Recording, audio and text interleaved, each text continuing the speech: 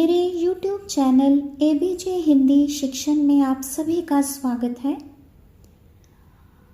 आज हम 10वीं कक्षा के पाठ्यक्रम के अंतर्गत राम लक्ष्मण परशुराम संवाद कविता को समझेंगे।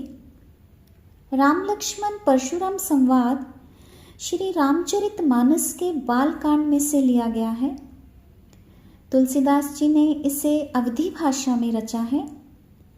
जब राजा जनक द्वारा सीता के विवाह हेतु स्वयंवर का आयोजन किया गया तो वहां श्री राम ने शिव धनुष को तोड़ दिया।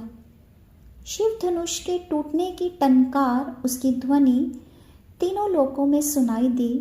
तो परशुराम ने जब ये ध्वनि सुनी तो बहुत क्रोधित होकर वे उस सभा में पहुंच गए। राज दरबार में पहुंचते ही उन्होंने सबसे पहला प्रश्न ये किया कि इस धनुष को तोड़ने वाला कौन है। उनके इस प्रश्न का उत्तर श्री राम और लक्ष्मण ने अपने अपने ढंग से दिया। तो इसीलिए इस कविता का नाम, इन चौपाइयों का नाम राम लक्ष्मण परशुराम संवाद है।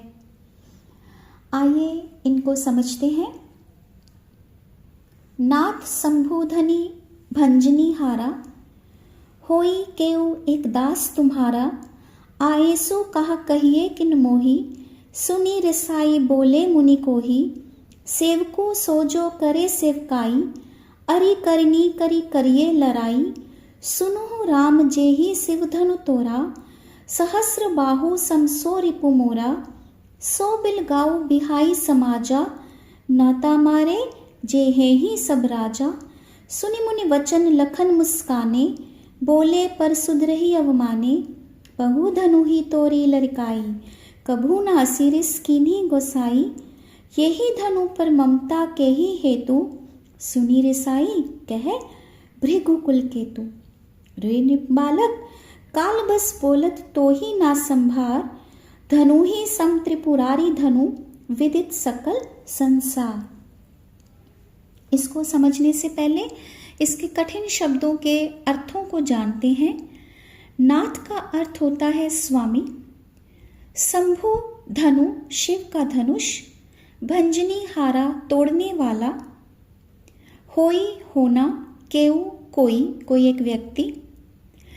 दूसरी पंक्ति आयेसु आज्ञा, और मोही का अर्थ होता है मुझे। सुने रिसाई, रिसाई का अर्थ होता है क्रोध में, गुस्से में। कोही मुनि, कोही मुनि आ गया परशुराम जी के लिए, और कोही होता है क्रोधी। सेवको सेवक, और सेवकाई सेवा करने वाला। अरि करनी, अरि का अर्थ होता है शत्रु, करनी का अर्थ होता है करने वाला। लड़ाई लड़ाई।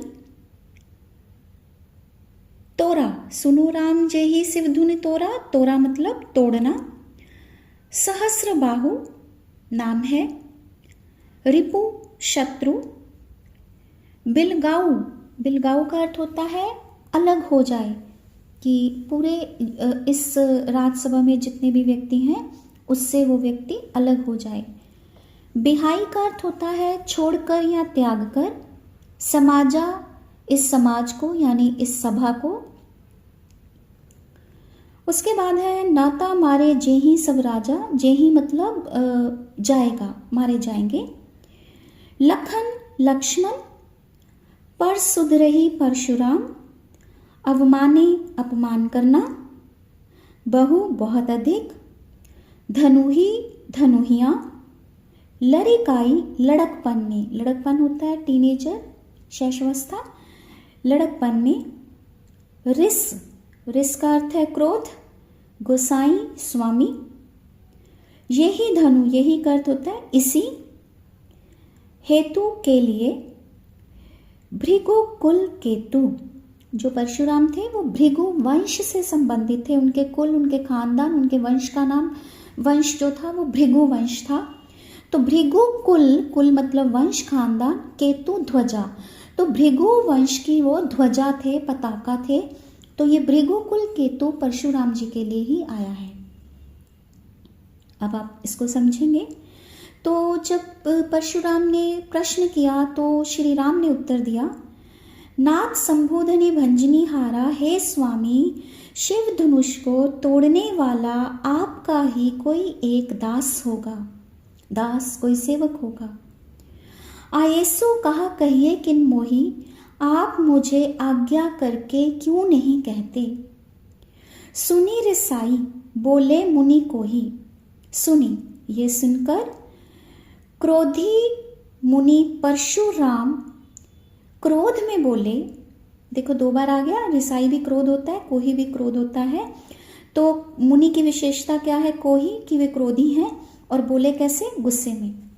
क्रोधी मुनि ये सुनकर गुस्से में बोले, सेवको सो जो करे सेवकाई, सेवक वह होता है जो सेवा करता है।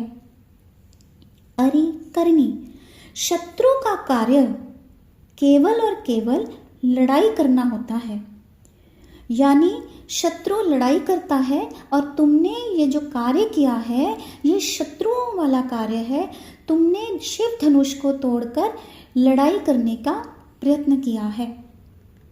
सुनो राम, हे राम सुनो, जे ही शिव धनु तोड़ा, जे ही जिसने भी ये शिव धनुष को तोड़ा है, सहस्र बाहु समसो रिपु मोरा, वह, सो मतलब वह व्यक्ति मेरे लिए सहस्र बाहु के समान मेरा शत्रु है। सहस्र बाहु की कहानी आपके इस कविता के पीछे सबसे अंतिम पेज पर दी गई है, आप उसको जरूर पढ़िएगा। तो जिसने भी शिव धनुष तोड़ा वह सहस्र बाहु के समान मेरा शत्रु है। सो बिल गाई बिहाई समाजा, वह व्यक्ति इस समाज को यानी इस सभा को छोड़कर अलग हो जाए। अगर वह व्यक्ति अलग नहीं हुआ, मेरे सामने नहीं आया, नाता मारे जे ही सब राजा, अगर वह व्यक्ति इस समाज, इस सभा, इस राज दरबार को छोड़कर अलग होकर मेरे सामने नहीं आया, तो यहाँ उपस्थित सभी राजा मारे जाएंगे, यानी मेरे हाथों मारे जाएंगे। सुनी मुनि वचन लखन मुस्काने, परशुराम मुनि के ये वचन सुनकर लक्ष्मण मुस्कुराने लगे। बोले परसुद रही अवमाने, वे परशुराम का अपमान करते हुए बोले, बहु धनु ही तोरी लरिकाई, हमने तो लड़कपन में ऐसी बहुत सी धनुहियां तोड़ी हैं। अब धनुष को धनुहियां बता दिया।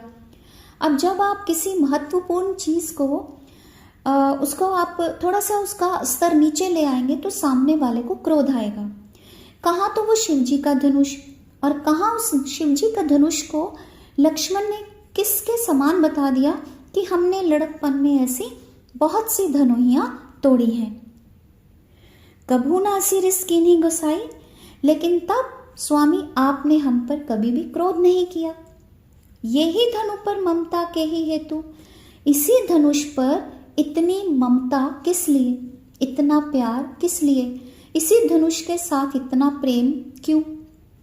सुनी रिसाई कह भृगुकुल केतु, सुनी, ये सुनकर भृगुकुल की ध्वजा यानी परशुराम क्रोध में बोले, क्रोध में कहने लगे, क्या।